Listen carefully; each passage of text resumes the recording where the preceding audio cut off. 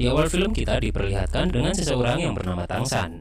Dia adalah murid yang sangat jenius di sekte Tang. Namun karena dia mempelajari ilmu terlarang tanpa izin dari ketua sekte itu, dia dianggap sebagai pengkhianat dan harus mendapatkan hukuman yang sangat berat karena perbuatannya itu. Dan saat ini dia sedang dikejar oleh ketua sekte Tang untuk ditangkap dan dijatuhi hukuman mati. Saat kejar-kejaran terjadi, Tang San sangat lihai dalam mempraktikkan ilmu-ilmu rahasia yang sudah dia pelajari. Dia pun mempunyai mata rinnegan dan itu membuat dia sangat mudah menghadapi setiap serangan dari ketua sekte yang sedang mengejarnya. Sekalipun ketua sekte mengeluarkan jurus andalannya, yaitu jarum racun. Namun Tang San dengan mudahnya bisa membaca setiap gerakan serangan ketua sekte tersebut dan menepisnya dengan jurus tangan kebal yang ia miliki. Aksi kejar-kejaran itu berlangsung sangat lama, hingga Tang San berlari dan sampai di sebuah tempat yang bernama Devil Throne, yaitu tempat di mana seseorang yang sudah melakukan kesalahan berat harus dihukum mati. Di sini Tang San menuju jurang api dan berniat mengakhiri hidupnya dengan menjatuhkan diri ke tempat itu. Hal itu bukan berarti dia menyerahkan diri, walaupun dirinya sudah sangat mudah menandingi ketua sekte tersebut. Namun dia menyadari bahwa memasuki perpustakaan sekte rahasia dan mempelajari ilmu rahasia dari sekte rahasia tanpa izin, hukuman yang pantas itu adalah kematian.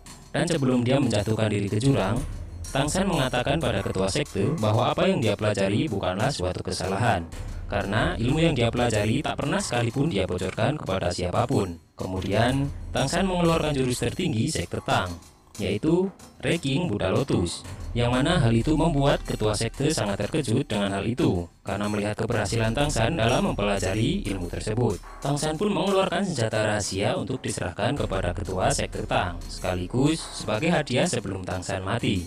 Itu semua dia lakukan karena Tang San masih menganggap dirinya adalah murid dari ketua sekte dan anggota dari Tangmen. Dan disitu pula Tang San melepas semua yang dia miliki dari Tangmen, sekaligus tidak membawa apa-apa saat akhir hayatnya. Lalu dia menjatuhkan diri ke dalam jurang api tersebut.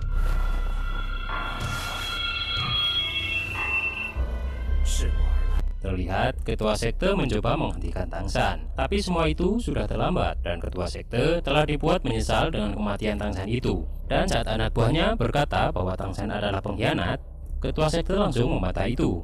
Dia berkata bahwa Tang San bukanlah pengkhianat. Tang San telah membuktikan bahwa dia tak bersalah dengan mengorbankan hidupnya. Dan juga Tang San berhasil menguasai skill tersulit dan tertinggi dari sekte Tang. Ditambah lagi, Tang San sudah memberikan senjata mematikan yang hanya bisa dikendalikan oleh orang tertentu, yang membuat ketua sekte bertambah menyesal sekaligus kagum. Dan kemudian ketua sekte mengatakan jika Tang San masih hidup, dia akan menjadikannya penerus untuk sekte master miliknya.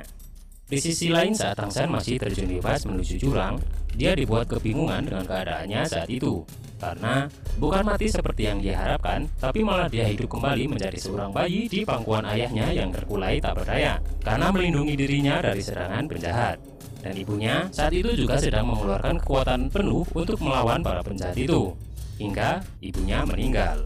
Singkat cerita, kini Tang San menjadi seorang bocah yang genap berusia 6 tahun yang sedang meditasi di sebuah bukit dan mengingat kembali saat kejadian di mana dia melompat dari tebing dan dia terjatuh ke dasar jurang, yang secara tiba-tiba dia berada di dunia itu, dan dunia itu disebut sebagai daratan Dolo. Tang San pun mencoba semua skill yang pernah dia pelajari di kehidupan sebelumnya, namun semua skill itu sekarang sangat sulit untuk dilatih kembali oleh Tang San. Bahkan skill kegelapan langit yang pernah dia kuasai yang mempunyai 9 level.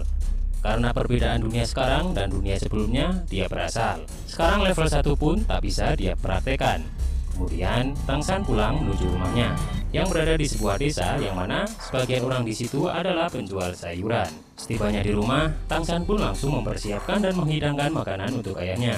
Dan di sini Tang San mempunyai nama Xiao San dan hanya tinggal bersama ayahnya saja. Kemudian kakek kepala desa datang untuk menjemput Tang San, yang ternyata kepala desa itu mengajak Tang San dan teman-teman seumurannya untuk mengetahui bentuk dari martial soul-nya nanti. Dan martial soul ini adalah kemampuan yang dimiliki oleh seseorang yang bisa dilihat saat orang tersebut kena berumur 6 tahun. Dan martial soul ini mempunyai bentuk yang berbeda di setiap pemiliknya. Dan tepat di suatu tugu, kakek itu menjelaskan bahwa tugu itu adalah sebuah tanda kemuliaan saat desa itu masih dalam masa kejayaannya. Dan tiba-tiba seseorang datang.